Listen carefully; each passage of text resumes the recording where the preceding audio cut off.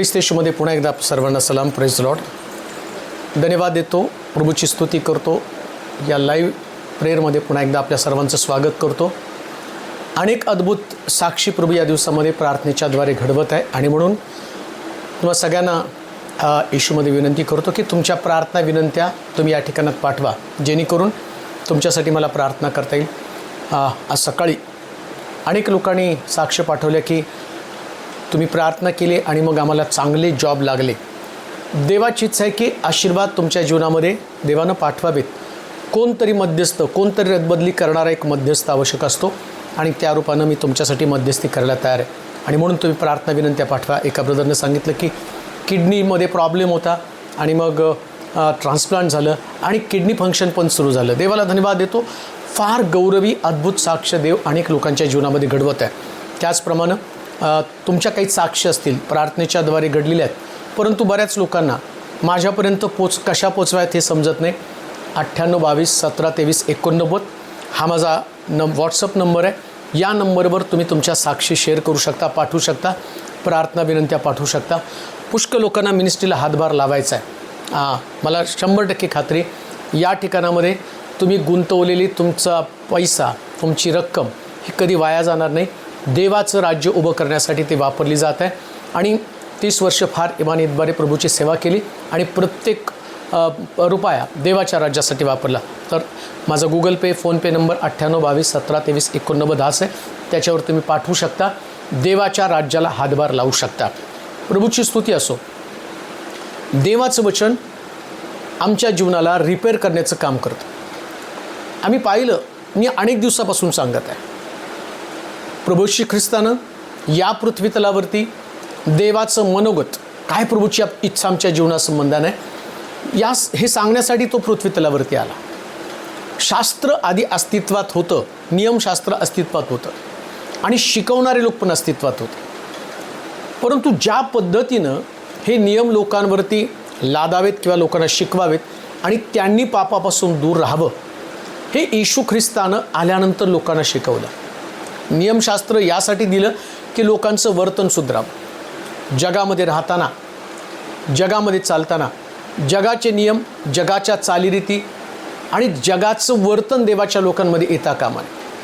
आणि ख्रिस्ती धर्म किंवा येशू ख्रिस्त आल्यानंतर यहुदी धर्मामध्ये ज्या पद्धतीच्या चुकीच्या संकल्पना किंवा चुकीच्या गोष्टी होत्या, आता येशू ख्रिस्त हा देखील यहुदीच होता.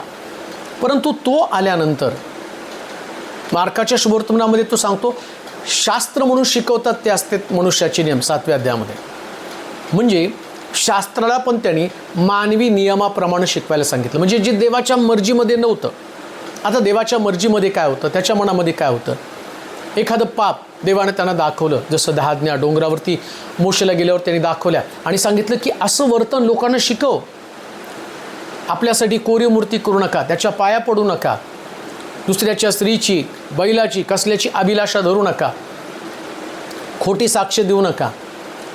जे नियम 10 नियम यहुदी लोकांना त्याने दिले. बरं, ते नियम मोशेवरून खाली घेऊन येताना आम्ही पाहतो की लोक या पृथ्वी तलावर किंवा डोंगराच्या पायथ्याजवळ या लोकांनी काय केलं तर आपल्यासाठी मूर्ती तयार केली आणि मोशेला तो राग आला. आता लोकांना नियम माहीत नव्हते म्हणून त्यांनी मूर्ती बनवली. मोशेला देवानं सांगितलं हे नियम आहेत, या नियमाप्रमाणे त्यांनी आपलं आचरण ठेवावं आणि मोशेला नियम माहीत असल्या कारणानं मोशे खाली आला डोंगरावरून आणि ते मूर्तीसमोर नाचताना मोशेला राग आला. त्यांनी दगडे पाट्या फोडल्या. आता जेव्हा हे लोक मूर्ती बनवत होते त्यावेळेस परमेश्वर मोशेला सांगतो की मी वरून पाहिलं सगळे लोक बिघडून गेलेले आहेत आणि त्यांचा नेता जो अहरोन आहे की ज्याला देवानं नाकारलं होतं. का देवानं नाकारलं होतं, काय कारण होतं देवाने त्याला नाकारण्याचं. मोशे म्हणतो की मला नको, अहरोनाला तू निवड. कारण देवाला ठाऊक होतं की अहरोन जे नेतृत्व आहे तो लोकांच्या मर्जीप्रमाणे नेतृत्व करणारा व्यक्ती आहे. मोशे देवाच्या मर्जीप्रमाणे नेतृत्व करतो आणि देवाला त्याच्या मर्जीतला नेता आवश्यक होता म्हणून त्यानं मोशेला पाठवलं. अहरोन ज्यावेळेस मोशे वर गेला, डोंगरावरती गेला, लोक म्हणायला लागले, अरे आता मोशे कुठे गेला आम्हाला ठाऊक नाही, आमच्यासाठी परराष्ट्रीय लोकांना देव आहे तसं आम्हाला पण देव असावा. आणि मग या अहरोनानं काय केलं, लोकांनी त्यांना लीडर बनवल्यावर या अरुणानं ती लिडरशिप स्वीकारली आणि लोकांच्या मर्जीप्रमाणे त्यानं नियमशास्त्र बदललं आणि देवाच्या नियमाच्या विरोधामध्ये जाऊन त्यानं स्वतःचा नियम तयार करून आम्ही पाहतो की त्यांनी मूर्ती तयार केली, लोकांच्या सोनं आणून त्या पट्टीमध्ये टाकलं आणि एक वासरू तयार केलं आणि म्हटलं चला आपण आता उद्या उत्सव करू, यज्ञ करू. कोणाला यज्ञ करणार आहेत? मूर्तीला यज्ञ करायला लागली, जी मूर्तीपूजा वर्ज्य होती. सांगण्याचं तात्पर्य की दोन प्रकारचे लोक पृथ्वी तलावरती असतात. एक देवाच्या नियमाप्रमाणे चालण्यासाठी शिकवतात आणि दुसरे आपले नियम देवाचे नियम म्हणून लोकांसमोर मांडत असतात. आता आज त्याच गोष्टी संबंधाने मी पाहणार आहोत. बऱ्याच वेळा नियमशास्त्राचा आधार किंवा पवित्र बायबल किंवा शास्त्र हे आम्हाला रिपेअर करण्यासाठी आम्हाला वापरायचं असतं. परंतु घडतं काय माहिती का, बऱ्याच वेळा शास्त्र आम्ही हातामध्ये घेऊन लोकांना रिपेअर करण्याचा प्रयत्न करतो, म्हणजे त्यांनी दुरुस्त व्हावं. बायबल माझ्यासाठी आहे. येशू ख्रिस्त ज्या हे नियम लोकांना समजावून सांगत होता त्यास तो एक शिष्यानं तो बोलला, शास्त्री पुरुषां इतकं धार्मिक झाल्याशिवाय कोणी देवाच्या राज्यामध्ये प्रवेश करू शकणार नाही. पहा, नियमाच्या बाबतीमध्ये शास्त्री आणि पुरुषी फार धार्मिक होते, काटेकोरपणे पाळत होते. आता लोक म्हणतात नियमशास्त्र पाळू नये, नियमशास्त्र संपलं. कारण नियमशास्त्र पाळणं शिष्यांना पण कठीण गेलं. ते म्हणतात कोण एवढं मोठं नियमशास्त्र पाळू शकतं, एवढं कठीण आहे. म्हणून नियमशास्त्राला दोष देणारे पण लोक आहेत. परंतु तो म्हणतो या नियमशास्त्रातला काना मात्रासुद्धा रद्दबदल होणार नाही. हे मी शिकवलं, नियमशास्त्र ते कसं रद्दबदल होणार नाही ते पण मी देवाच्या वचनातनं यूट्यूबला ते संदेश टाकलेले. आता मला हे तुम्हाला सांगायचं आहे की येशू ख्रिस्त जेव्हा नियम वेगळ्या पद्धतीने लोकांना समजावून सांगतो. आता कशा वेगळ्या पद्धतीने? शास्त्री पुरुषांच्या बाबतीमध्ये पाहिलं ते नियमशास्त्र पाळत होते, पण याच नियमशास्त्राचा आधार घेऊन ते कोणाला तरी दोषी ठरवण्याचं काम करत होते. आज माझा जो संदेशाचा विषय, तू आपल्या डोळ्यातलं मुसळ काढ. आपल्या डोळ्यातलं मुसळ काढ म्हणजे काय? आमच्या डोळ्यामध्ये काहीतरी दोष आहे. येशू म्हणतो शास्त्री पुरुषांनी इतकं तुम्ही धार्मिक झाल्याशिवाय कोणी देवाच्या राज्यामध्ये जाऊ शकत नाही. आणि तिकडं शिष्यानं तो काय म्हणतो, शास्त्री आणि पुरुषी यांच्या खमीरापासून तुम्ही सावध राहा. दोन गोष्टी कशा काय? एकीकडे म्हणतो शास्त्री आणि पुरुषाची धार्मिकता खमीराची धार्मिकता, आणि दुसरीकडे तो म्हणतो त्यांच्या इतकं तुम्ही धार्मिक बनलं पाहिजे. म्हणजे स्वर्गाच्या राज्यामध्ये जाणं आहे त्या अवस्थेमध्ये आम्ही पोचेल, मला माझ्यामध्ये दुरुस्ती करण्याची गरज नाही, मी आहे तसा आणि प्रभू मला स्वीकारेल. जसं आम्ही गाणं गातो, जसं आम्ही आहे निराधार, आलो तसाच देव उद्धार. मग स्वर्ग ही एक सामान्य बाब राहणार आहे. त्याच्यामुळे साधा अमेरिकेला जायचं तर अमेरिकेची भाषा, अमेरिकेच्या पद्धती शिकाव्या लागतात आणि त्या देशामध्ये जाण्यासाठी एवढी खटाटोप, एवढं स्वतःला डेव्हलप केलं जातं, एवढी भाषा शिकवली जाते. आणि स्वर्गामध्ये जाण्यासाठी भाषेमध्ये बदल नाही. स्वर्गामध्ये जाण्यासाठी आमची काहीच तयारी नाही आहे, तसं मी स्वर्गामध्ये जाऊ शकतो. म्हणून मी काय केलं पाहिजे नेमकं? बायबल हे लोकांना दुरुस्त करण्यासाठी नाही, आम्हाला स्वतःला दुरुस्त करण्यासाठी. परंतु प्रॉब्लेम काय?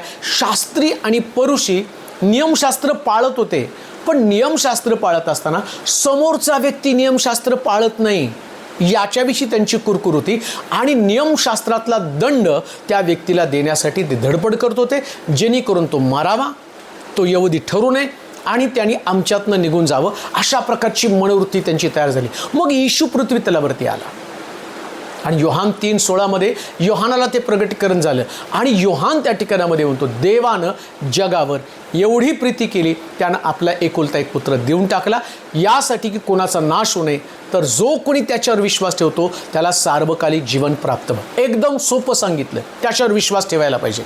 आता बघा, मी एक धार्मिक व्यक्ती, मी एक आत्मिक व्यक्ती आहे आणि मला स्वर्गामध्ये जायचं आहे. बरं, स्वर्गामध्ये जायचं आहे तर ज्या व्यक्तीला जायचं आहे त्यांनी तयार व्हायला पाहिजे ना. मला जायचं आहे, मी तयार व्हायला पाहिजे. मी माझ्या चुका, माझे दोष, माझ्यातल्या कमतरता, प्रभूला कोणत्या गोष्टी माझ्या जीवनामध्ये आवडत नाही याचा शोध मला घ्यायला पाहिजे. पण घडतं काय माहिती का, जेव्हा मी धार्मिक बनतो ना, तेव्हा माझी धार्मिकता ही नेहमी लोकांना दोषी ठरवण्यासाठी मी वापरत असतो. अगदी सोपं आहे आणि जगामध्ये हेच चाललं आहे. आणि म्हणून एक गोष्ट ध्यानात ठेवा, आज जे आम्ही वाचणार आहोत, मला वाटतं ते वचन आपण वाचूया म्हणजे तुम्हाला समजेल. मत्त्याचं शुभवर्तमान आणि त्याचा 7वा अध्याय आणि त्याची 1 पासून काही वचनं आपण वाचणार आहोत. तुमचे दोष काढण्यात येऊ नयेत, म्हणून तुम्ही कोणाचे दोष काढू नका, कारण ज्या प्रकारे तुम्ही दोष काढाल त्याच प्रकारे तुमचे दोष काढण्यात येतील. ज्या मापाने तुम्ही मापून द्याल त्याच मापानं तुम्हाला मापून देण्यात येईल. अरे तू आपल्या डोळ्यातले मुसळ ध्यानात न आणता आपल्या भावाच्या डोळ्यातले कुसळ का पाहतोस? अथवा तुझ्या डोळ्यातले कुसळ मला काढू दे, तू असे आपल्या भावाला कसे म्हणशील? पहा, तुझ्या डोळ्यात तर मुसळ आहे. अरे ढोंग्या, पहिल्यानं आपल्या डोळ्यातलं मुसळ काढून टाक, म्हणजे आपल्या भावाच्या डोळ्यातले कुसळ काढण्यास तुला स्पष्ट दिसेल. जे पवित्र ते कुत्र्यांना घालू नका आणि आपले मोती डुकरांपुढे टाकू नका. टाकाल तर ती कदाचित पायाखाली तुडवतील व उलटून तुम्हाला फाडतील. पहा किती सुंदर सांगितलेलं आहे. तो कोणाचे दोष तुम्ही काढू नका. आता पहा, नियमशास्त्र जे तुम्हाला दिलं, तुमचे दोष तुम्हाला दिसावेत. नियमशास्त्र दिलं कशाला? की आम्हाला शब्दात पवित्रपणे पाळ. आता दुसरे पाळतात का हा तुमचा विषय नाही, त्याला देवाचे सेवक आहेत. देवाचे सेवक जसं मी इथून यूट्यूबवरून सांगतो, चर्चमधनं लोक सांगतात आणि सभांमधनं सांगितलं जातं. आता सभांमध्ये सांगितलं जातं तर देवाचं वचन मनातलं हेतू आणि विचार याचं परीक्षक आहे. तुम्हाला तुमच्या चुका समजतात. मग आम्ही काय करतो माहिती का?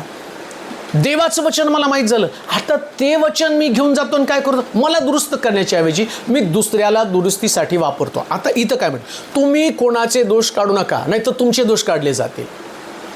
असं नाही की मी दुसऱ्याला दोषी ठरवल्यावर मग मी निर्दोष ठरवतो. आता पहिल्यांदा हे समजून घेऊया, मी दुसऱ्याला दोषी का ठरवतो याचं कारण. पहिल्यांदा मी त्याच्यापेक्षा चांगला आहे. कोणापेक्षा चांगला आहे? जो दोषी व्यक्ती आहे त्याच्यापेक्षा चांगला आहे. वधस्तंभावरचा चोर तो दुसऱ्या चोराशी आपली तुलना करत नाही, येशू बरोबर आपली तुलना करतो.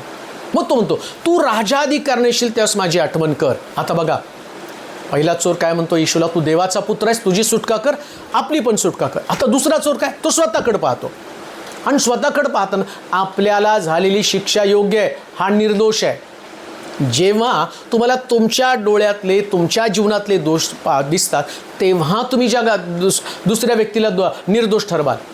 आणि म्हणून पौल आधी लोकांना दोष देत आहे. जर पौलाचं जीवन तुम्ही पाहिलं तर हा सतत लोकांना दोष देणार आहे. पौल प्रत्येक वेळेस तुम्ही पाहिलं तर अलेक्झांडर तांबटानं माझं वाईट केलं आणि बऱ्याच लोकांसंबंधानं त्याने बोलत राहिलेलं आहे. परंतु जेव्हा पौलाला हे कळालं, अरे मी लोकांचे दोष काढत बसतो, माझ्यामध्ये पण दोष आहे, आणि हा पौल म्हणतो आता जगातला सगळ्यात मोठा पापी मी आहे.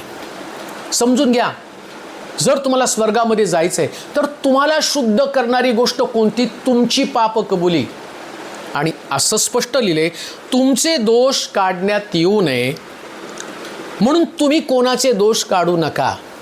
तुम्हाला कोणाचेही दोष काढण्याचा अधिकार नाही, हे गोष्ट स्पष्ट घ्या. कोणाचे तुम्हाला दोष काढण्याचा अधिकार नाही. आणि ज्या दिवशी मला वाटतं एक वचन जर वाचलं याकोबाच्या पत्रामध्ये, याकोबाचं पत्र आणि त्याचा 3रा अध्याय आणि त्याची 4था अध्याय, त्याची 11 आणि 12 वचनं जर वाचलं ना तर तुम्हाला त्या ठिकाणात स्पष्ट दिसेल की खरं आत्मिक जीवन काय आणि ते आम्हाला कशा पद्धतीने जगायला पाहिजे. बंधूंनो, तुम्ही एकमेकाविरुद्ध बोलू नका.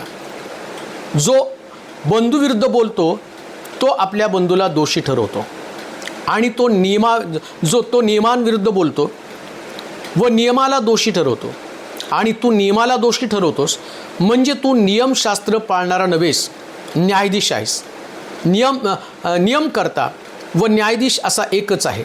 तो तारण्यास व न्याय करण्यास समर्थ आहे. तर आपल्या शेजाऱ्याला दोषी ठरवणारा तू कोण? किती सुंदर म्हटलं.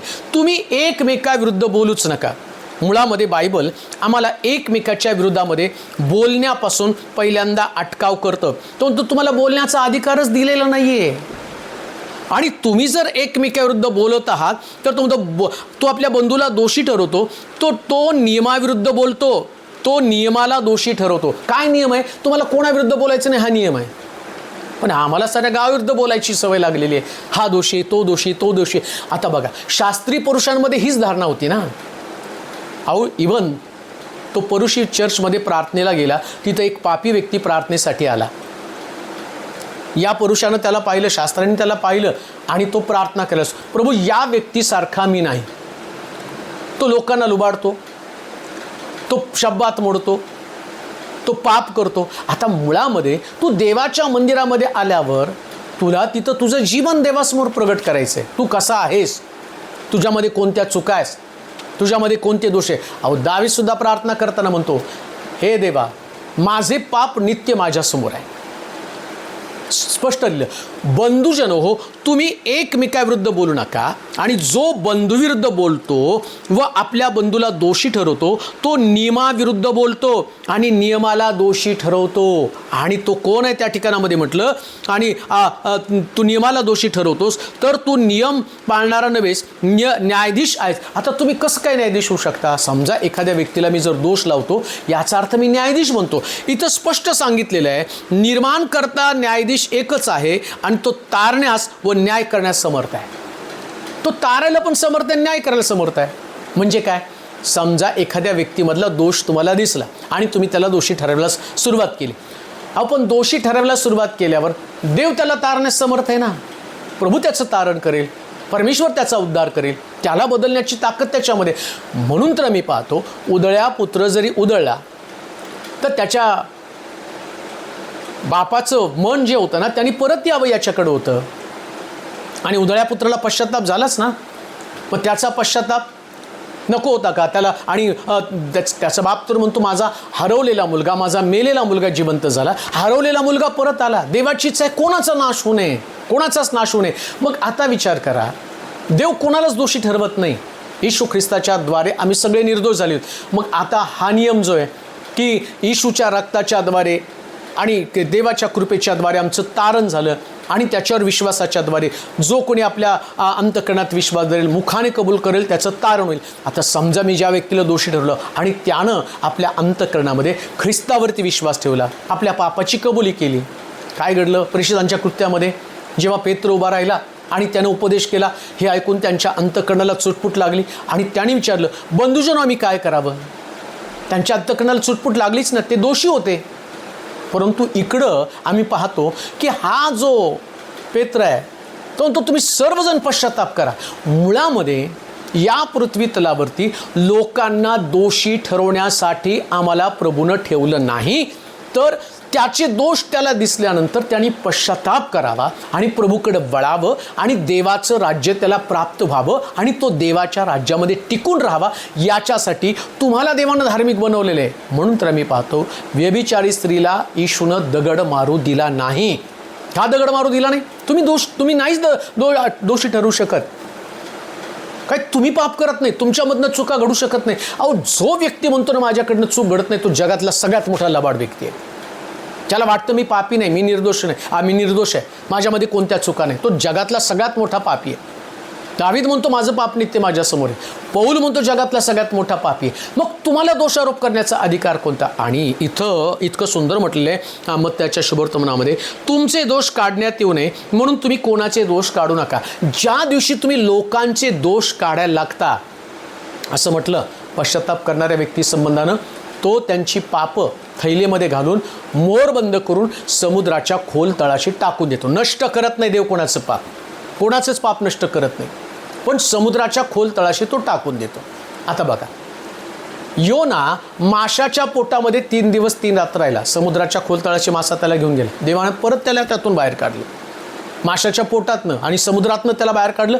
आणि आम्ही पाहतो पुन्हा एकदा निनवेमध्ये त्याला ओकायला सांगितलं माशाला.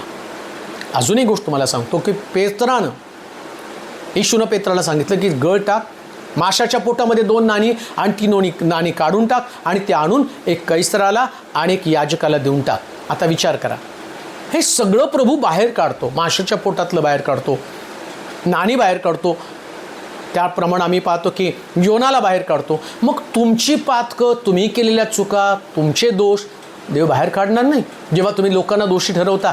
म्हणून तर म्हटलं, एक मनुष्यानं 1 लाख रुपयाचं कर्ज राजाकडनं घेतलं.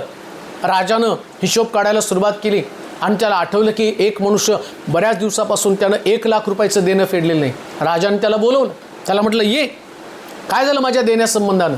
आणि तो देऊ शकला नाही. राजानं त्याला बंदीशाळेमध्ये दिलं. आता तो गयावया करायला लागला. 1 लाख रुपये काढले तो. आता गयावया करायला सुरुवात केल्याबरोबर राजाला त्याची दया आली, कारण तो बोलायला लागला, माझी बायको लेकरं आहेत, त्यांचं सांभाळ मी करतो आणि मला जेलमध्ये टाकल्यावर माझ्या परिवाराला कोण पाहणार आहे? आणि किती चांगली गोष्ट आहे. लक्षात ठेवा, दोष तुमचे काढू नये याच्यासाठी तुम्हाला तुमच्या परिवाराकडे बघितलं पाहिजे. आम्ही आमच्या परिवारातले दोष, आमच्या परिवारातल्या प्रत्येक व्यक्तीच्या चुका. योबाच्या बाबतीमध्ये काय घडलं? योब म्हणतो, न जाणो माझ्या लेकरांनी जगामध्ये जात असताना नकळत पाप केलं असेल. तुम्ही दुसऱ्याच्या परिवारातले दोष, दुसऱ्याच्या घरातल्या चुका, दुसऱ्याच्या घराण्यातल्या चुका बघता, त्यांना दोषी ठरवता. मग देव तुमच्या घराण्यातल्या चुका, तुमच्या घराण्यातले दोष, ज्या चुकांची त्यांनी तुम्हाला क्षमा केलेली आहे, ज्याच्या बाबतीत तुम्ही चुकला होता पण प्रभूनं तुम्हाला पुनर्जीवन केलं, आता तुमचं पुनर्जीवन केलं याचा अर्थ तुम्ही दुसऱ्याला दोषी ठरवावं असं नाही. तुमच्या डोळ्यामध्ये मुसळ आहे, तुमच्याकडे पण चुका आहेत, तुम्ही पण चुकलेला आहात. आता या माणसानं 1,00,000 रुपयाचं देणं आणि परिवारासाठी तो देवाकडं गयावया करू लागला. योब सुद्धा आपल्या परिवारासाठी देवाकडं गयावया करत होता. पण आजची परिस्थिती काय माहिती का? मनुष्य आपला परिवार तारवामध्ये घेऊन जाण्याच्या ऐवजी आपल्या परिवाराची सुरक्षापेक्षा तो लोकांना दोषी ठरवण्यामध्ये स्वतःला धन्य समजत आहे, लोकांना दोषी ठरवतो. आम्ही पाहतो नोहानं आपला परिवार तारवामध्ये घेऊन जाऊन जगाला त्यांनी दोषी तो दोषी बोलला नाही. तो नाही बोलला की तुम्ही दोषी आहात. त्यानं सिद्ध करून दाखवलं. काय सिद्ध करून दाखवलं? मी माझा परिवार घेऊन तारवामध्ये गेलो, मी माझा परिवार घेऊन देवाच्या नियमाच्या चौकट. तारू म्हणजे देवाचं नियम आहे, तारू म्हणजे देवानं दिलेला आराखडा आहे. आणि तो म्हणतो माझा परिवार देवाच्या वचनानुसार मी आराखड्यामध्ये ठेवला. त्यानं जगाला नाही सांगितलं, जगाला फक्त शुभवर्तमान सांगितलं. लक्षात ठेवा, जगाला शुभवर्तमानाची गरज आहे. त्यांना तुम्ही दोषी तुम्ही असं जर एकमेकाचे दोष सांगत बसला, कोणाला तर दोषी म्हणजे कोण तर चुकलं, कोणाच्या जीवनामध्ये काहीतरी घडलं, अहो हे सांगणं म्हणजे सुवार्ता नाही आहे. आणि सुवार्तेने किती लोकांचं तारण होणार आहे? तुम्ही तर न्यायाधीश बनला, प्रत्येकाचा न्याय करू लागला. आता इथं काय म्हटलंय? तुम्ही कोणाचे दोष काढू नका, नाहीतर तुमचे दोष काढण्यात येईल. तुम्ही दुसऱ्याच्या जीवनाविषयी बोलल्यावर देव तुम्हाला सोडेल का? आता बघा, या माणसाला ज्याने 1,00,000 रुपयाचं देणं राजाचं घेतलं होतं आणि मग राजानं दयावया केली म्हणून त्याला सोडलं.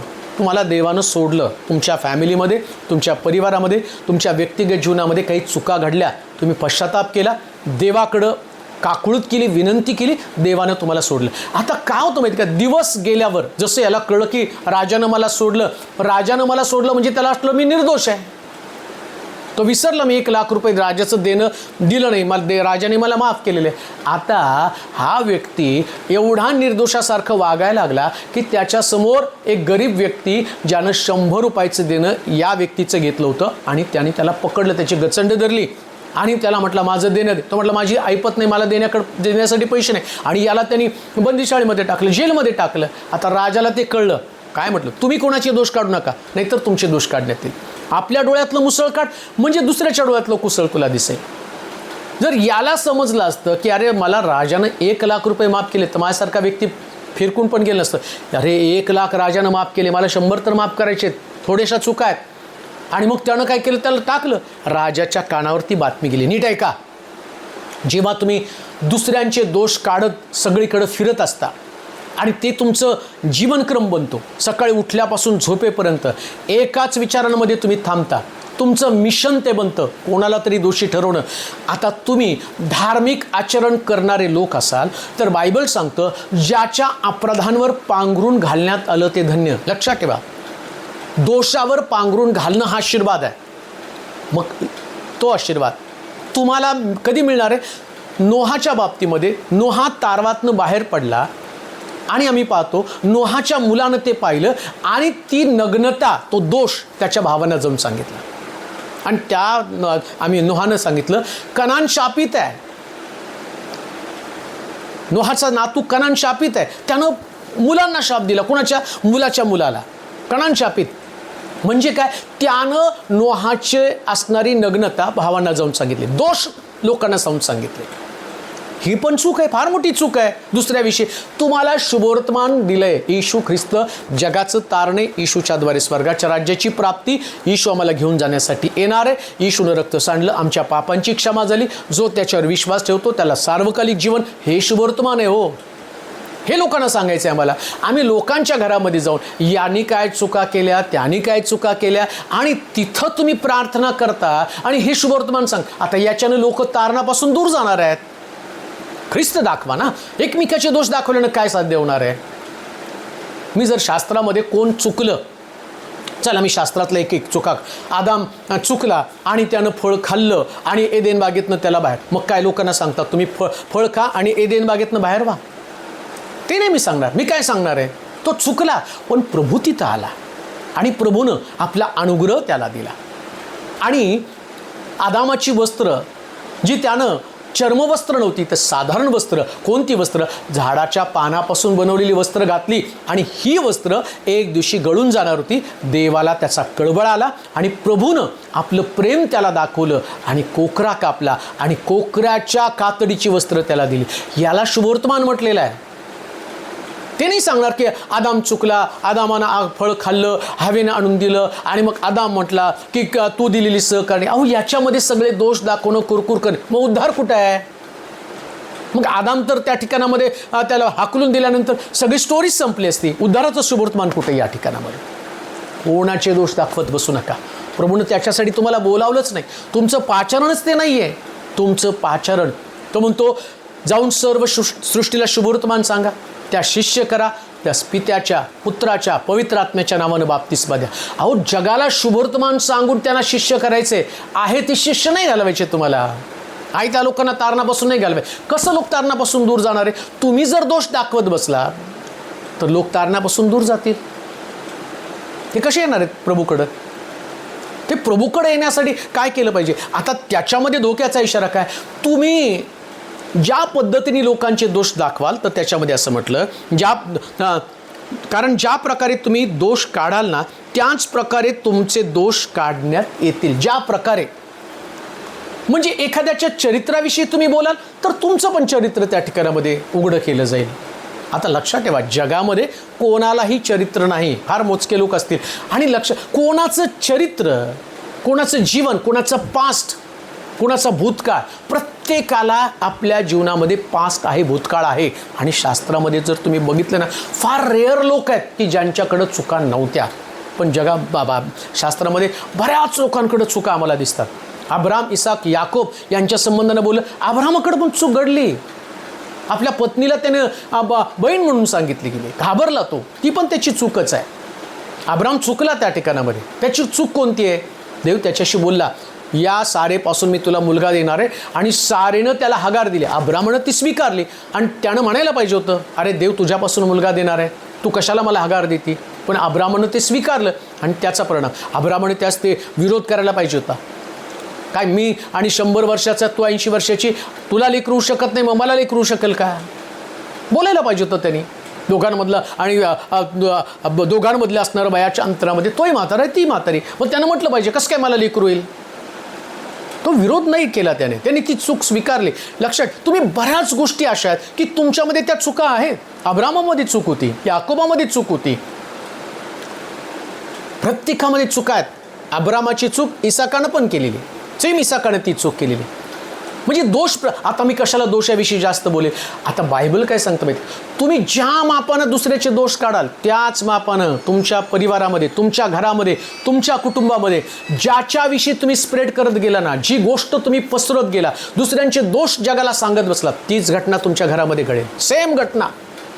ज्याच्याविषयी तुम्ही लोकांविषयी बोललेला आहे, एखाद्या व्यक्तीविषयी बोललेला, एखाद्या सेवकाविषयी बोललेला आहे, एखाद्या स्त्रीविषयी बोलला, एखाद्या मुलीविषयी बोलला, एखाद्या व्यक्तीविषयी तुम्ही बोलला, तुम्हाला दोष काढण्याचा अधिकार प्रभूनं दिला नाही. आणि त्याच्या संबंधानं तो बोलताना काय म्हणतो माहिती का, तुम्ही दुसऱ्याचे दोष काढता आणि ज्या मापानं तुम्ही द्याल त्याच मापानं तुम्हाला देण्यात येईल. तू आपल्या डोळ्यातले मुसळ ध्यानात न आणता, आपल्या डोळ्यातले मुसळ ध्यानात न आणता आपल्या भावाच्या डोळ्यातले कुसळ का पाहतोस? तुझ्या डोळ्यातले कुसळ काढू दे असे आपल्या भावाला म्हणशील, पहा तुझ्या डोळ्यात तर मुसळ आहे. म्हणजे तुम्हाला तुमच्या भावाला दोषी ठरवण्याचा एवढा सुद्धा अधिकार नाही, बोलण्याचा अधिकार नाही. पहिल्यांदा तुम्ही निर्दोष असायला पाहिजे. तुम्ही निर्दोष असायला पाहिजे. तुम्ही एखाद्याविषयी वाईट बोलताना मग त्या चुका तुमच्यामध्ये नाही पाहिजे. समजा एखाद्याचं कॅरेक्टर तुम्ही काढायला लागला, मग तुमच्या कॅरेक्टरला तुम्हाला तपासावं लागेल. तुमचं चरित्र काय, तुम्ही व्यभिचार केला का? आणि लक्षात ठेवा, कोणी आपल्या चुका कबूल करत नसतो, कारण ते सापडलेलं नसतं ना. परंतु प्रभू येशू ख्रिस्त जसं पाहतो की ज्या वेळेस त्यानं त्या व्यभिचारी स्त्रीला पकडून आणल्यानंतर एकेकाची नावं त्यांनी जमिनीवरती लिहायला सुरुवात केली. अरे तू केला, तू चुकलेला आहे. कोण या ठिकाणी? येशू शिवाय जगामध्ये कोणी निर्दोष नाही, कोणीच नाही प्रियानं. आणि रोज तुम्हाला ख्रिस्तासारखं बनण्याचा प्रयत्न करायचा आहे. मग ख्रिस्तासारखं बनण्यासाठी तुम्हाला काय? प्रत्येक व्यक्तीला संधी द्यावी लागेल, बदलण्याची, परिवर्तन करण्याची, वचनानुसार सुधारणा करण्याची ती संधी. म्हणून परत एकदा ते वचन वाचूया. याकोबाचं पत्र याचा 3रा अध्याय, याकोबाच्या पत्रामध्ये ज्यावेळेस आपण जातो, 4था अध्याय त्याची 11 आणि 12 अतिशय सुंदर वचनं सांगितलेली. याकोबाच्या पत्रामध्ये जे वचन या नव्या करामध्ये येशू ख्रिस्तानं, आता हे जे बोललं आहे हे याकोबानं नाही बोललं, हे येशूनं बोललं. पण याकोब तीच गोष्ट पुन्हा एकदा त्या ठिकाणात बंधू लोकांना शिकवत आहे. याकोबाचं पत्र आणि त्याचा 4था अध्याय 11 आणि 12 वचन. बंधूंनो, एकमेकांविरुद्ध बोलू नका. एकमेकांच्या विरोधात बोलू नका. जो बंधू विरुद्ध बोलतो आपल्या बंधूला दोषी ठरवितो, आपल्या बंधूला दोषी ठरवतो. तो नियमाविरुद्ध बोलतो व नियमाला दोषी ठरवतो. आणि जर तू नियमाला दोषी ठरवतोस तर तू नियम पाळणारा नव्हेस. न्यायाधीश आहे. काय तू कोणाच्या विरोधात बोलू नको. पण आम्हाला तर सगळ्यांच्या विरोधात बोलायची सवयच लागलेली. का तर आम्ही उठल्यापासून आम्ही फार पवित्र, आम्ही फार शुद्ध, आम्ही देवाच्या जवळचे. काय होतं माहिती का? आम्हाला आमचं जीवन, आपल्या परिवारातलं जीवन याच्यापेक्षा लोकांच्या जीवनात जास्त इंटरेस्ट असतो. फार लोकांच्या जीवनामध्ये इंटरेस्ट असतो. आम्ही स्वतःला शुद्ध नाही करणार, पण लोकांना शुद्ध करायला जाणार. लोकांची चुका, लोकांचे दोष शोधायला जाणार आहे. लक्षात ठेवा, दोष शोधणारा फक्त लुसिफर आहे. लुसिफर लोकांचे दोष शोधतो, तो चुका शोधतो. पहा, आता मी बोलतो हे कुणाला टीकात्मक बोलत नाही. देवाचा सेवक या नात्यानं वचन मला सांगणं गरजेचं आहे. त्याने कोणी दुखावला, कोणाला वाईट वाटलं तरी देवाचं वचन हे भेदणारं वचन आहे, तोडणारं वचन आहे आणि तुमच्यातले दोष, तुमच्यातल्या चुका काढणारं वचन आहे. पहा, सैतान जेव्हा स्वर्गामध्ये गेला त्यावेळेस देवाने त्याला विचारलं, काय तुझं लक्ष माझा सेवक योब याकडे गेलं का? तो म्हटला होय. तो काय फुकट तुझं भय बाळगत नाही. आता त्यांनी दोष काढायला सुरुवात केली बरं का. त्या योबाच्या भोवती तू संरक्षण केलेले, त्याची संपत्ती, त्याची लेकरं, त्याचा परिवार आणि त्याचं शरीर, या सगळ्या भोवती तू संरक्षण केलं त्याच्या धार्मिकतेच्या मोबदल्यामध्ये. फुकट नाही भय बाळगत तो. यानं दोष काढायला सुरुवात केली. आम्ही पण काय करतो? हीच गोष्ट करतो ना. दोष काढण्याची आम्हाला सवय लागलेली. आणि आता बायबलचा नियम काय? तुम्ही दुसऱ्याचे दोष काढू नका, नाही तर तुमचे दोष काढण्यात येईल. आता तुम्ही नियम इथं म्हटलं, तू न्यायाधीश बनला. देवाच्या नियमाप्रमाणे विश्वास जो ठेवतो, आणि जसं आम्ही पाहतो त्या शमरुणी स्त्रीला येशू ख्रिस्त म्हणतो की मला पाणी दे. आता नियम काय? यहुद्यांनी शमरुण्याच्या हातून पाणी प्यायचं नाही, हा नियम होता. पण येशू ख्रिस्त आल्यावर तो नियम मोडतो का? त्याला उद्धाराची आवश्यकता आहे. कोणाला? कोणी यहुदी, कोणी शमरुणी, सगळ्यांना उद्धाराची गरज आहे. आणि म्हणतो बाई मला पाणी दे. ते म्हणते कसं काय? तुम्ही यहुदी लोक आहे, तुम्ही आमच्या हातून नाही पाणी प्यायला पाहिजे. त्या बाईला दोषमुक्त करण्यासाठी, तिच्यातले दोष काढण्यासाठी, म्हणजे यहुदी लोकांमध्ये जे त्यांना वाटतं तो आम्ही धार्मिक आहे, आम्ही यांच्यातचं पाणी नाही प्यायला पाहिजे. आता येशू येतो आणि यहुद्यांमधला आणि शमरुण्यांमधला भेद काढून टाकतो. तो शमरुण्यांचं पण तारण व्हायला पाहिजे. मुळामध्ये जगामध्ये देवाची योजना काय? प्रत्येक व्यक्तीचं तारण आणि उद्धार. त्या व्यक्तीचा उद्धार व्हायला पाहिजे. आता प्रभूनं त्याला दोषी ठरवलं, त्याचा उद्धार होणार कसं काय? ते म्हटलं नाही, तू चुकला. आता विचार करा, मी चुकलो, माझ्यामध्ये काहीतरी दोष आहे, तुम्हाला माझ्यामधले दोष समजले. आणि आता मी पाहतोय की या समाजामध्ये, ख्रिस्ती समाजामध्ये असणारी सगळ्यात वाईट गोष्ट कोणती आहे? तर ते एकमेकाला दोषी ठरवत बसतं. आता मी चुकलो, माझा देवाने, मी चुकल्या देवाने ठरवलं याचा न्याय करून टाकायचा. आणि मग माझा न्याय देवानं करून टाकला. आजच्या दिवशीच नाही, संपवलं. तुला चुकला, तू संपला. कसं काय माझं तारण होणार? कसं काय उधळ्या पुत्र परत येणार? कसं काय यरुशलेम सोडून जाणारा व्यक्ती लुटारोच्या ती सापडला, कोण त्याला उतार शाळेमध्ये टाकणार? नाही, प्रभू कृपा पुरवतो, सहाय्य पुरवतो. देवाला वाटतं शेवटच्या क्षणापर्यंत, म्हणजे मरणाचा शेवटचा दिवस, शेवटचे काही तास, ज्याला तुम्ही म्हणता ना आम्ही त्याच्याकडनं पश्चातापाची प्रार्थना करून घेतली. आता हा तुमचा नियम आहे, त्याच्याकडनं पश्चातापाची प्रार्थना करून घेतली. म्हणजे तुम्हाला आशा आहे त्यांनी किती पण पाप केलं, पण मरताना पश्चातापाची प्रार्थना केली तर त्याला स्वर्गाचे राज्य मिळेल. आता तुम्ही जर त्याला दोष लावत बसलं, तो कसली पश्चातापाची प्रार्थना करतोय? माझ्यावरती दोष लावले, मी कसं पश्चातापाची प्रार्थना कर, मी मरून जाईल ना, मला कुठं पश्चातापाची संधी आहे. इकडं तो तेच सांगतो, अरे तुझ्यामध्ये चुका आहेत, तुझ्यामध्ये दोष आहेत, तू परिपूर्ण नाही. तू प्रार्थना करतो, तू देवाचं वचन वाचतो, तू शुभवर्तमान सांग. आता माझ्याविषयी बोला. मी एवढं महाराष्ट्र फिरलो, 30 वर्ष प्रभूची सेवा करतो, हजारो सभा घेतल्या, हजारो लाखो लोकांपर्यंत पोचलो, लाखो करोडो लोकांपर्यंत पोचलो असेल आत्तापर्यंत. 30 वर्षाच्या सेवेमध्ये प्रभूपासून काही घेतलं नाही, खडतर सेवा केलेली आहे. अगदी सगळं तन मन धन, झोपलो नाही, कित्येक रात्र प्रवासामध्ये घालवले. मिटिंगला गेल्यावर रात्री 2-2 वाजेपर्यंत जागावं लागतं, सकाळी उठावं लागतं, बायबल स्टडी. आता 30 वर्षामध्ये मी एवढं केलं, आता एखादा व्यक्ती माझ्याविरुद्ध उठतो आणि माझ्यामधले दोष काढतो. अरे तू माझ्या इतकी सेवा करू शकतो, माझ्यासारखी डिग्र्या फाडू शकतो. 30 वर्षापूर्वी सेवेला निघाल्यावर MCOM शिक्षण केल्यावरती जेव्हा पुण्यामध्ये आणि आईला भेटायला गेलो, घरातली परिस्थिती वाईट होती. आईचं फार कठीण काळ, ती जाऊन लोकांची धुणं भांड्याची कामं, स्वयंपाकाची कामं करून कुटुंब चालत होती. आणि मी MCOM केलेलं आणि घरातलं सगळ्या लोकांची भिस्त माझ्यावरती. आणि घरी आल्यावर बघितलं आईला संधिवात झालेला आहे, चालता येत नाही, आणि तिचं ललक बघिनी माझ्यासमोर थोडा वेळ बसणार आणि कामाला जाणार. खूप रडलो आणि म्हटलं, देवा मला नाही सेवा करायची, त्या लोकांचं भार कोण वाहणार आहे, मला नको आहे. आणि तिथं गेल्यावर, घरी गेल्यावर मला हिरो होंडा कंपनीचा अपॉइंटमेंट लेटर आलं होतं, जे मी इंटरव्ह्यू देऊन आलो होतो. आई म्हटली, हे बघ तुझ्यासाठी अपॉइंटमेंट लेटर आहे. आणि मग एकदा तिच्याकडं आणि त्या लेटरकडं पाहिलं आणि म्हटलं की आई काय करू. ती म्हटली, बाबा एक गोष्ट नक्की आहे, आमचं कष्ट आमचा त्रास देव दूर करेल. माझी इच्छा नाही तू आमच्या कष्टात आमच्या त्रासामध्ये राहावं. प्रभूनं तुला सेवा दिली आणि ती सेवा तू कर. आज ना उद्या देव यातून आम्हाला बाहेर काढेल, कर्जामध्ये, कष्टामध्ये, दारिद्र्यामध्ये, यातून प्रभू आम्हाला बाहेर काढेल. रात्रभर विचार केला काय करावं. जर कामाला गेलो, कंपनी चांगली आहे, प्रमोशन होईल आणि शिक्षण माझ्याकडे, मोठी पोस्ट मला मिळेल. रात्रभर विचार केला आणि म्हटलं आता सोलापूरला जायचं नाही, सेवा करायची नाही. परंतु रात्रभर युद्ध चालू होतं. सकाळी उठलो आणि म्हटलं आता जॉईनिंगला जावं. पण तेवढा देवाचा आत्मा म्हटला, जर तू जॉईनिंगला गेला तर तुझा निर्णय चुकणार आहे, आणि तुझा निर्णय चुकला तर लोकांचा उद्धार चुकणार आहे.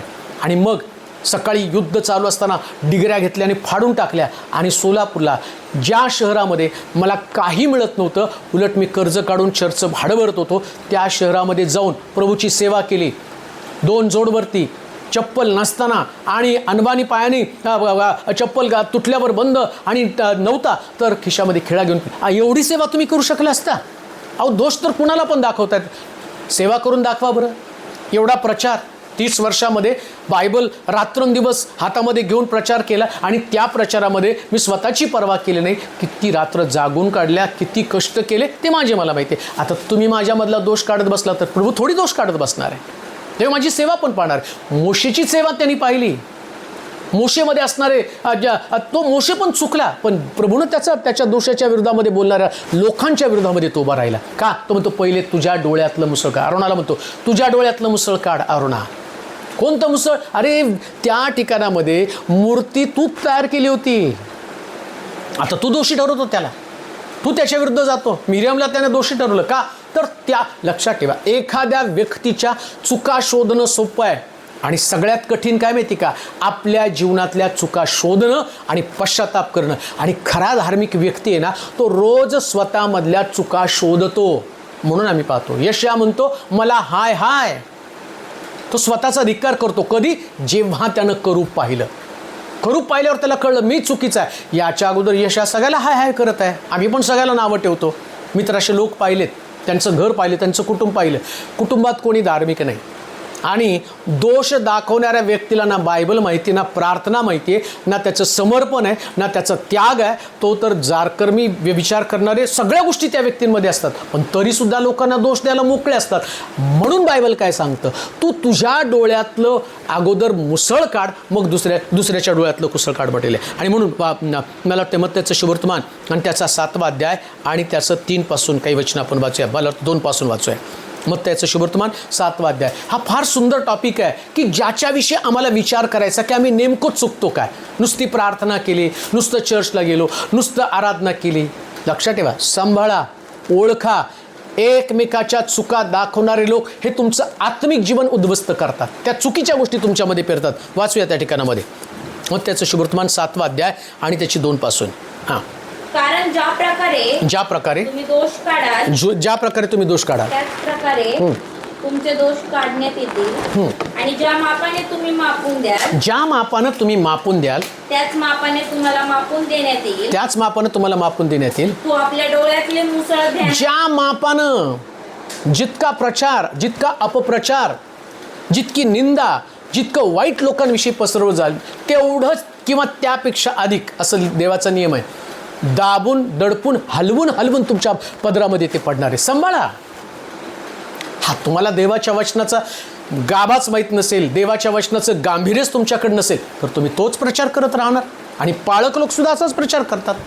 बऱ्याच पाळकांमध्ये आम्ही पाहिलं, या पुण्यामधले ज्यांनी स्वयंघोषित पाळक आहे की ज्यांच्याकडे मंडळी नाही, ज्यांच्याकडे लोक जात नाही, ते उठून फक्त अपप्रचार, फक्त वाईट बोलणं एवढंच काम त्यांचं आहे. त्यांना चांगलं कधीच दिसणार नाही, त्यांना सेवा नाही दिसणार, त्यांना समर्पण नाही दिसणार, त्यांना त्याग नाही दिसणार. त्यांना काय दिसणार? चुका. अहो, जिथं तो म्हणतो आपल्या बंधूंचे दोष दाखवत फिरू नका, हा नियम आहे. आणि तुम्ही न्यायाधीश बनत चाललेला आहे, तुम्ही लोकांबद्दल वाईट बोलत चाललेला आहे आणि तुम्ही लोकांचं विषय चांगलं तुम्हाला. आता तो म्हणतो तुझ्या बाबतीमध्ये मी तसंच करेल ना, मी कसं तुला सोडेल. 1,00,000 रुपये देणं माफ केलेल्या व्यक्तीने 100 रुपये देणं माफ करू शकला नाही. आणि इकडं ज्यावेळेस राजाला कळत, तो राजा म्हणतो त्याला परत बोलून आणा आणि त्याला अंधाऱ्या कोठडीमध्ये टाका. का? यांनी 100 रुपये सोडले नाही. आणि मुळामध्ये एक गोष्ट ध्यानात ठेवा, चुकणाऱ्या व्यक्तीनं तुमच्या बाबतीत तो काही चुकलेला नाही, तो देवाच्या बाबतीत चुकलेला असेल, नियमाच्या बाबतीत, शास्त्रातल्या गोष्टी चुकणार असणार. आता शास्त्रातल्या गोष्टीचा जर त्यांनी आणि चूक केली असेल तर त्याला दंड देऊ देईल ना. तुम्ही कोण दंड देणार आहे? तुम्ही कोण न्याय? तुम्हाला देवाने न्यायाधीश केलं, तुम्हाला सांगितलं नाही नाही या तेलोरे पास्टरचा न्याय करून आणि त्याला शासन कर, त्याला दंड द्या, त्याची सेवा होऊ देऊ नका, त्याचा अंक होऊ देऊ नका. अरे तुम्हाला कोणी न्यायाधीश केलेले? तर म्हणतो तुम्ही अशा चुकीच्या गोष्टी कराल, तुमच्या बाबतीमध्ये हेच घडणार आहे, तुमच्या परिवाराच्या बाबतीमध्ये हेच घडणार आहे. तुम्ही दुसऱ्यांच्या लेकरांना नावं ठेवाल, तुमची लेकरं वाया जाणार आहे. तुम्ही दुसऱ्याच्या जीवनाला नावं ठेवाल, तुमचं जीवन वायाच जाणार आहे. तुम्हाला चांगलंच बोलावं लागलं. अहो, तुम्ही धार्मिक म्हणजे काय? तो म्हणतो आगणीतनं उडून एकेकाचं तारण करा. तुम्ही आहे त्या तारणाऱ्या लोकांना बाहेर घालवता दोष लावून. अजून एक वचन वाचा, याकोबाचं पत्र 3 अध्याय 13 आणि 14 वचन. मला माहिती आहे की हे जे वचन आहे बऱ्याच लोकांना असं वाटतं की नाही हे टीकात्मक नाही, हे सुधारणा करण्यासाठी, जीवन बदलण्यासाठी आणि आमच्यातल्या उणिवा काढून टाकण्यासाठी. याकोबाचं पत्र 3 अध्याय 13 आणि 14 वचन. तुम्ही चांगल्याची आस्था बाळगणारे असाल तर तुमचे वाईट करणारा कोण? तुम्ही नीतिमत्वामुळे तुम्हाला दुःख जरी सोसावे लागेल. नीतिमत्वा 13 आणि 14 वचन नाही, याकोबाचं पत्र 3 अध्याय 13 आणि 14 वचन. याकोबाचं पत्र 3 अध्याय 13 आणि 14 वचन. खरे आणि खोटे ज्ञान फार सुंदर लिहिली त्या ठिकाणी. तुम्हामध्ये ज्ञानी समंजस कोण आहे? त्याने ज्ञानजन्य लीनतेने सदाचरणाच्या योगे आपली कृत्य दाखवावी. पण तुमच्या मनात तीव्र मत्सर व तट पाडण्याचा स्वभाव आहे. ताठा मिरवू नका. सत्याविरुद्ध लबाडी करू नका. हे ज्ञान वरून उतरत नाही. तर ते अहित इंद्रियजन्य सैतानाकडले आहे. पहा तो काय म्हणतो माहिती का? परत वाच वचन ते. तुम्हामध्ये ज्ञानी व समंजस कोण आहे? त्याने ज्ञानजन्य लीनतेने सदाचाराच्या योगे आपली कृत्ये दाखवावी. जर तुमच्यामध्ये कोणी ज्ञानी आहे तर तो म्हणतो लीनतेने सदाचारानं आपली कृत्य दाखवावी. दोष नाही दाखवत बसायचं बरं का. काय केलं पाहिजे तुम्हाला? आता तुम्ही स्वतःला म्हणता ज्ञानी आम्हाला देवाच्या वचनाचं कळतो, आम्हाला फार बायबल माहिती आहे आणि हे देवाच्या वचनाच्या विरोधात आहे. अहो, किती बढाई, किती फुशारकी, किती तुम्ही आणि स्वतःला जास्त प्रमाणापेक्षा जास्त स्वतःकडे फोकस करतो. आणि आम्ही पाहतो असे लोक जे आहेत ना ते नेहमी लोकांना दोष दाखवण्याचं काम. बायबल तसं नाही शिकवत. बायबल काय शिकवतं? जर तुमच्याकडं कोणी ज्ञानी आहे ज्याला खरं देवाच्या वचनाचं ज्ञान कळतं. आता बघा, येशू ख्रिस्तावरती लोकांनी दोषारोप केले. येशूनं पण म्हटलं पाहिजे, सगळ्याला नावं ठेवली पाहिजे. आता येशू ख्रिस्ताचं ज्ञान मी तुम्हाला सांगतो. वधस्तंभावर त्याची प्रार्थना, हे बाप्पा यांना क्षमा कर कारण हे त्या काय करतात ते त्यांना कळतं. ही प्रार्थना आहे. त्यानं काही लोकांचे दोष नाही दाखवले, त्यांनी काय केलं, यांनी काय केलं, याचं काय चुकलं, त्याचं काय चुकलं. म्हणून तर म्हटलं, नियमशास्त्र तुमच्या हातामध्ये लोकांना दोष देण्यासाठी आलेलंच नाही आहे. नियमशास्त्र तुमच्यातले दोष, अरे माझ्यात ही चूक आहे का, माझ्या घरात ते चुकलं आहे का, माझ्या परिवारामध्ये, माझ्या लेकरांमध्ये, माझ्या व्यक्तिगत जीवनामध्ये या चुका मी केल्यात का, या चुका मी. आणि बघा तुमचं पास्ट तुम्ही बघा, तुमचं तरुणपण, तुमचं बालपण. दावीद म्हणतो माझ्या आईच्या उदरात होतो तेव्हापासूनचा मी पापी आहे. आता दावीद म्हणतो दावीदाला तर कळतं आईच्या उदरात त्यानं काय पाप केलेलं आहे, पण तो तिथून सुरुवात करतो. आत्ता या लेवलला नाही, आत्ता इथं आल्यावर त्याला कळतं माझं पाप नित्य माझ्यासमोर आहे. त्यानं लोकांची पापं दाखवत फिरला नाही, दोष दाखवत फिरला नाही. तो म्हणतो माझं पाप नित्य माझ्यासमोर आहे. अहो आपलं पाप सगळ्यात मोठं पाप काय माहिती का, दुसऱ्याला दोषी ठरवणं. आणि म्हणून येशू म्हणतो कोणाची प्रार्थना मान्य आहे, त्याच्या मंदिरामध्ये प्रार्थना करताना अहो पुलपीटसुद्धा लोक सोडत नाही, त्याच्यावरून पण एकमेकावर दोषारोप करण्यासाठी मोकळे, हे आमके चुकले, यांचं असं झालं, त्यांचं तसं झालं. हे पुलपीट ही जागा तुम्हाला लोकांचे दोष दाखवण्यासाठी, कसं लोकांचं तारण होईल, कसं लोक प्रभूकडे वळतील. अहो तुम्ही ज्ञानी आहात, जर तुम्हाला देवाचं भय आहे, देवाचं भय असणारा व्यक्ती स्वतःचं शुद्धीकरण करतो, दुसऱ्याचे दोष दाखवत फिरत नाही. आणि म्हणून आता येशू काय म्हणतो, अरे भावा आपल्या डोळ्यातलं मुसळ तसंच ठेवलं, मुसळ म्हणजे मोठा दांडा, आणि दुसऱ्याचं कुसळ म्हणजे बारीक गोष्ट. लक्षात ठेवा, जे पाप तुम्हाला मोठं दिसतं ना ते देवाच्या दृष्टिकोनातून बारीक असतं. मोशे जेव्हा त्यानं एका स्त्रीबरोबर लग्न केलं, मिर्यम आणि अरोनानं त्याच्या विरोधात कुरकुर केली, आणि आम्ही पाहतो ते त्या मोशेला दोष दिलं. आता देवानं पण तो दोष पाहायला पाहिजे होता ना, पण देवानं त्याची सेवा पाहिली. तर म्हणतो मोशेशी मी तोंडोतोंड बोलतो. आता देवानं म्हटलं पाहिजे मोशे तू चुकला, मिर्यम अरोन म्हणतात ते बरोबर आहे, त्याला तुमची बैठक करू. आमच्याकडे हेच असतं काय, चला बैठक करू, आणि कसं चुकलं काय चुकलं. नाही रे, तुम्ही न्यायाधीश नाही, न्यायाधीश वर बसलेला आहे, आणि वरचा न्यायाधीश बरोबर न्याय करतो. त्यानं काय केलं, मिर्यम आणि अरोनाला दंड देऊन टाकला. अरे तुम्ही चुकला, तुम्ही सेवकाच्या विरोधामध्ये गेला, याला मी निवडलं. मला माहिती आहे सेवक निवडताना देवाला त्याची पार्श्वभूमी माहिती असते, तो काय करू शकतो हे त्याला माहिती असतं, सगळं जीवन देवाला माहिती असतं, तो पुढं काय करणार आहे. पेत्र कोंबडा अरवण्यापूर्वी 3दा येशूला नाकारणार हे माहिती होतं. कुणाला माहिती होतं, येशूला माहिती होतं, सगळ्यांचं जीवन माहिती आहे. आणि तरी देवाने त्याला सेवक निवड. या अरोनाला देवाने काय निवडलं, का नाही निवडलं. अरोन काय देवाला माहिती, पुढं काय तो करणार आहे, तो मोशेच्या विरोधामध्ये जाऊन बंड करणार आहे, सेवकाच्या विरोधात जाऊन बंड करणार आहे. आणि देवाला असेच सेवक नको आहेत. लक्षात ठेवा, खरे सेवक काय, ते एकमेकाला प्रार्थनेमध्ये उचलून धरतात, दोष स्प्रेड करत नाही, चुका स्प्रेड करत नाही. म्हणून इथं त्या ठिकाणात म्हटलेलं आहे की सदाचारानं तुम्ही आपलं धार्मिक कृत्य लोकांना तुमचं वर्तन दिसू द्या. आणि खरं वर्तन काय माहिती का, देवाचं राज्य बोलण्यात नाही तर सामर्थ्यामध्ये. आम्हाला वाटतं की त्या व्यक्तीला मी लहान केल्यावर मी मोठं होईल. नाही, जेव्हा तुम्ही एखाद्या व्यक्तीला लहान करण्यासाठी दोष दाखवता, पहिल्यांदा तुम्ही सगळ्यात देवाच्या नियमाप्रमाणे लहान बनता. प्रभूला ती गोष्ट पसंत नाही, म्हणजे कधीच नाही प्रियानो.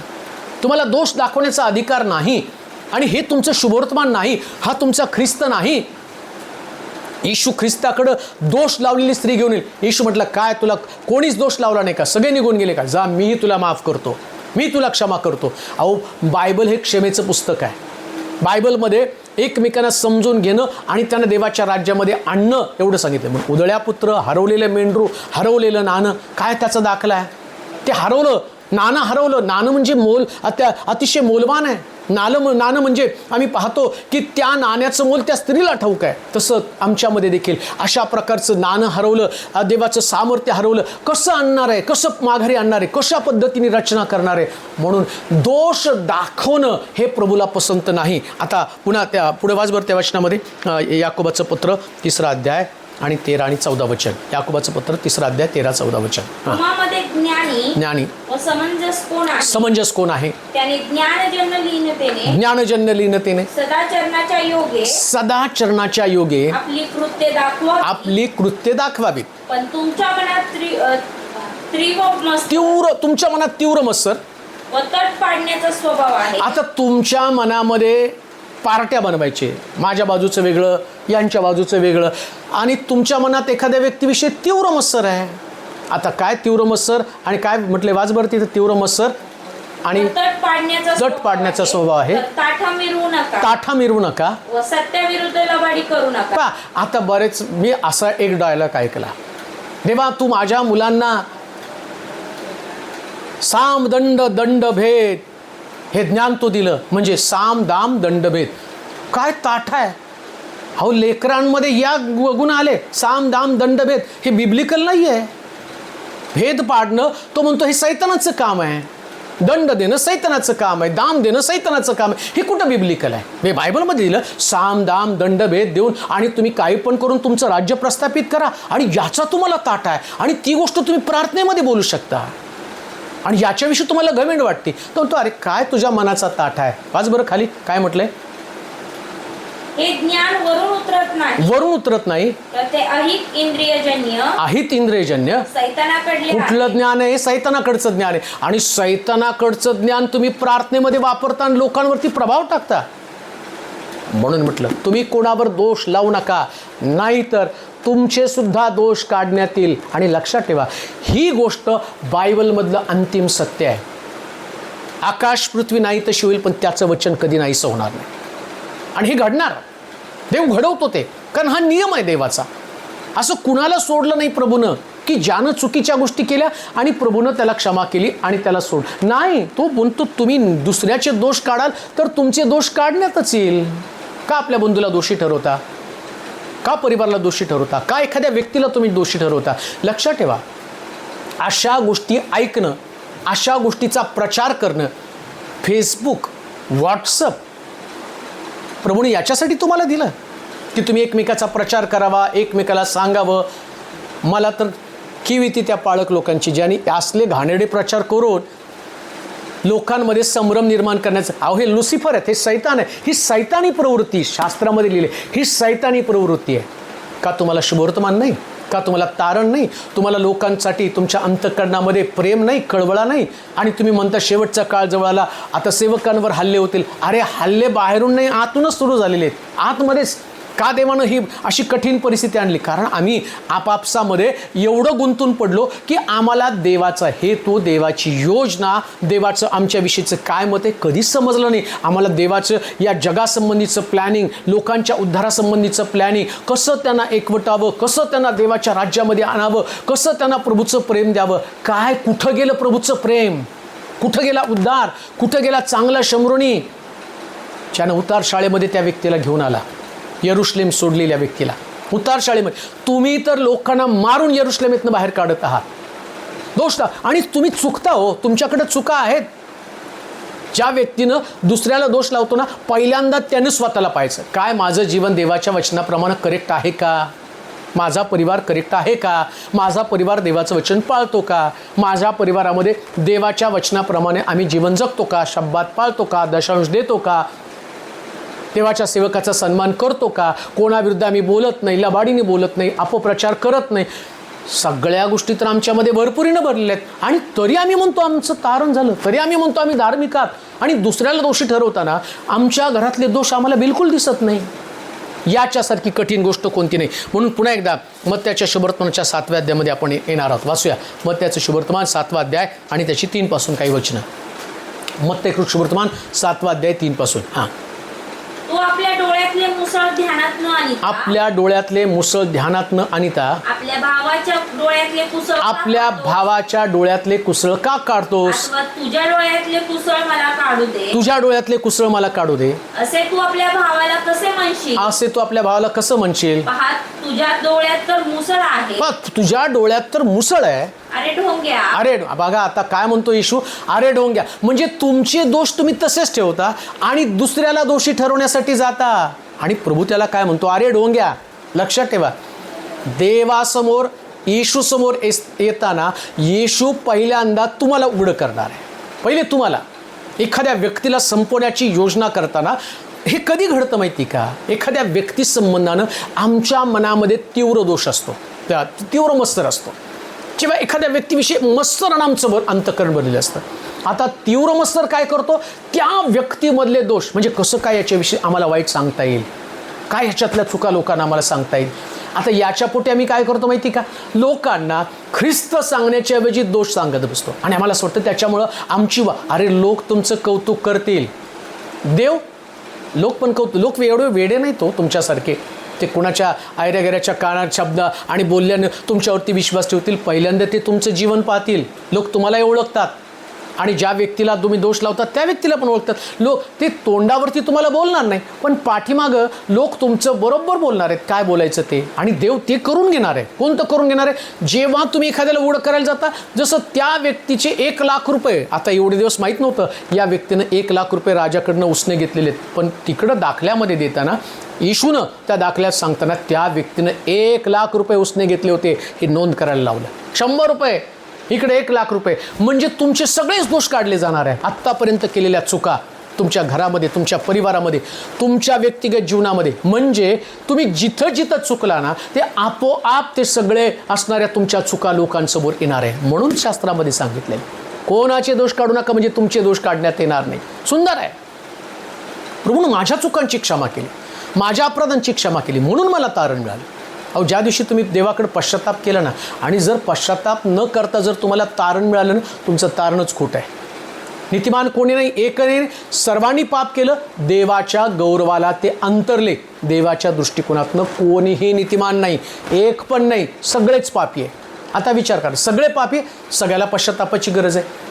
आणि तुम्ही जर पश्चाताप केला म्हणजे तुम्ही चुकला, तुमची पापं तुम्हाला समजली, आता तुम्ही पश्चाताप केला म्हणून दुसरा व्यक्ती पश्चाताप करायला लागला, किंवा त्याला पश्चातापाची संधी मिळू नये, किंवा त्या व्यक्तीच्या चुका आम्ही लोकांना सांगून त्याचं उद्धार, त्याचं तारण, त्याची धार्मिकता उद्ध्वस्त करण्याचा प्रयत्न केला, तर प्रभू तुम्हाला कधी सोडणार नाही, असं शास्त्रामध्ये लिहिलेलं आहे. आणि तो ते ढोंगी लोक आहेत. कोण ढोंगी आहेत? जे दुसऱ्याचे दोष काढून दुसऱ्याविषयी अपप्रचार करणारे, दुसऱ्याविषयी वाईट बोलणारे, आणि लोक जे स्वीकारतात ना, प्रभू त्यांना सुद्धा सांगतो, अरे पहिल्यांदा ज्या व्यक्तीविषयीचे दोष तुम्हाला कळाले, तू निर्दोष आहे का? काय तू ते पाप केलं नाही का? काय तुझ्या जीवनामध्ये चुका नाही का? काय तुझ्या जीवनामध्ये उणेपण नाही का? का अख्खं शास्त्र तू पाळलं? देवाचा प्रत्येक नियम तू पाळला? प्रत्येक नियम असं लिहिले शास्त्रामध्ये, एक आज्ञा मोडली तर सगळं नियमशास्त्र मोडल्यासारखं आहे. एखादं चूक घडली, राग येणं आणि संसाराच्या दारूबाजी आणि संसाराच्या चिंता, राग येणं म्हणजे खून करण्यासारखं आहे.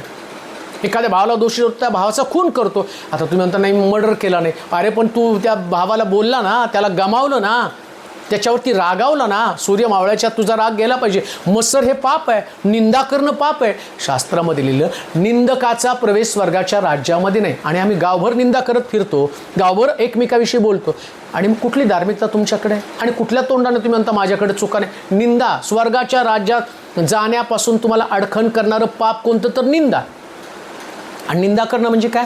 एखाद्या व्यक्तीच्या विरोधामध्ये जाऊन अपप्रचार करणं म्हणजे त्याची निंदा करणे. आणि ती निंदा तुम्ही करता, आणि निंदा करताना तुम्हाला काही वाटत नाही, आणि तुम्ही असं दाखवता, अरे मी फार मोठी गोष्ट केलेली आहे, मी ह्या व्यक्तीविषयी बोललो, याच्याविषयीच्या गोष्टी मला कळाल्या. अरे बाबा, पण तू स्वर्गाच्या राज्यात जाण्यापासून स्वतःला अडखळण केलेले, तू स्वर्गात पोचू शकणार नाही बहीण, तू स्वर्गामध्ये पोचणार नाही, ही गोष्ट कधी तुझ्या ध्यानात येणार आहे? म्हणून लक्षात ठेवा, सत्य काय आहे? आपलं पाप देवासमोर कबूल करणं, आपल्या डोळ्यातलं मुसळ काढणं, मग दुसऱ्याच्या डोळ्यातलं कुसळ काढणं, आपले पाप, आपल्या चुका, आपल्या दोष आपल्या पदरी घेणं, आणि देवाकडे जाऊन मागणं, क्षमा मागणं, देवा क्षमा कर, आम्ही चुकलो. त्या चुका तुम्हाला पश्चातापासाठी आवश्यक आहे. आणि जेव्हा तुम्ही अशा प्रकारचा पश्चाताप कराल, अशा प्रकारच्या गोष्टी कराल, 100% प्रभू तुमच्या दोषांवर पांघरून घालील. परंतु तुम्ही दुसऱ्यांचे दोष काढाल, प्रभू तुमचे दोष उकरून काढणार. पुन्हा मी तुम्हाला सांगतो, आपलं जीवन देवाच्या वचनानुसार नीट करा, बदल करा स्वतःच्या वृत्तीमध्ये.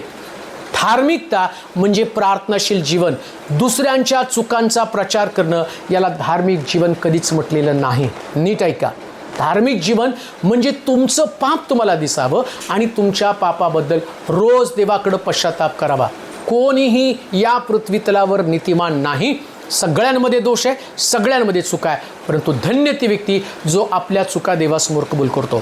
देवबाप तुम्हाला असं अंतःकरण देवो की तुम्हाला तुमच्या चुका, तुमचे दोष समजावे, आणि तुम्ही तुमच्या घराण्यासह देवाकडं नम्रतेने प्रार्थना करावी, आणि म्हणा प्रभू तू आम्हाला वाचव. देवबाप तुम्हाला आशीर्वाद देव. आपण प्रार्थना करू. सर्वशक्तिमान देवा, आभार मानतो आजच्या रात्रीबद्दल. प्रभूची मनापासून तुझी स्तुती करतो. आमचे दोष, आमच्या चुका, आमच्या कमतरता तू आम्हाला दाखवल्या. प्रभू, आज जगाला जी गरज आहे, समाजाला जी गरज आहे, ख्रिस्ती व्यक्तीला जी गरज आहे, तीच तुझ्या वचनातनं तू सांगितलं. आपल्या डोळ्यातलं मुसळ काढ, मग आपल्या भावाच्या डोळ्यातलं कुसळ काढ. प्रभूजी, आज जर समाजाची परिस्थिती पाहिली तर सगळं विपरीत चाललेलं आहे. शुभवर्तमान कुठं लोप पावलेलं आहे. लोक एकमेकाच्या घराविषयी, एकमेकाच्या व्यक्तिगत जीवनाविषयी ज्या पद्धतीचा प्रचार करत आहेत, तुझे सेवक देखील यातनं सुटलेले नाहीत. प्रभूजी, त्या सेवकांसाठी प्रार्थना कर. सेवा सोडून या बाकीच्या गोष्टी करणारे सेवक यापासून लोकांना लांब ठेव, कारण यांच्यानं त्यांचं आत्मिक जीवन उद्ध्वस्त होणार आहे. त्यांच्या परिवारामध्ये शुभवर्तमानाऐवजी सगळं पाप शिरणार आहे. आणि म्हणून प्रभूजी, तुझ्या सेवकांना पण ते अंतःकरण दे, देवासमोर नम्र व्हावं आणि आपले दोष, आपल्या चुका, आपली सेवा, आपल्या जीवनातलं उणेपण शोधावं आणि प्रभूसमोर कबूल करावं. म्हणून प्रभू, आज रात्री एकेकाचं तारण तू कर, उद्धार कर माझ्या देवा. आणि जे खरे विश्वासणारे लोक आहेत त्या लोकांच्या बोलण्यावरती प्रतिबंध येऊ द्या. आम्ही वाईट ऐकण्याऐवजी आम्ही देवाचं वचन ऐकून त्या संबंधानं आपलं मन तयार करावं. आज रात्री जे लोक तुझं वचन ऐकण्यासाठी बसलेले आहेत त्यांच्या परिवारासाठी प्रार्थना करतो. आर्थिक आशीर्वाद दे, शारीरिक आरोग्य त्यांना तू दे. कोर्ट केसमध्ये चाललेल्या सर्व केसेस निकालात निघू दे. एक्झाम देत आहेत, वेगवेगळ्या एक्झाम देत आहेत, त्यांच्यामध्ये यश येऊ दे. काही लोकांचे कॉल यायचे बाकी आहेत, त्यांचं सिलेक्शन झालं आहे परंतु कॉल येत नाही, ही देखील त्यांची अडचण आहे. आज रात्री ती देखील अडचण दूर होऊ दे. ज्याला झोपेची समस्या, शुगर, BP, थायरॉइड आणि इतर सर्व आजार, हृदयाचे त्रास, ब्लडमधले त्रास, संधिवाताचा त्रास, प्रभू या सगळ्या त्रासातनं त्यांची सुटका कर. स्किनचे डिसीज, ॲक्सिडेंट झालेले लोक आहेत त्या सगळ्या लोकांना तू सुटका दे, आरोग्य दे. आणि आज रात्री प्रभू अतिशय नम्रतेने तुझ्यासमोर उभं राहून तुझं काम करावं आणि तुझ्या इच्छेप्रमाणे जगावं, यासाठी त्यांना तू सहाय्य पुरव. धन्यवाद देतो, तुझी स्तुती करत तुला गौरव देत. येशूच्या नावात ही प्रार्थना विनवणी केली म्हणून तो ऐक. आमेन. आता देवबापाची प्रीती, प्रभू येशू ख्रिस्ताची कृपा, पवित्र आत्म्याची सहभागिता तुम्हा सर्वांबरोबर आता आणि सदा सळका असो. आमेन.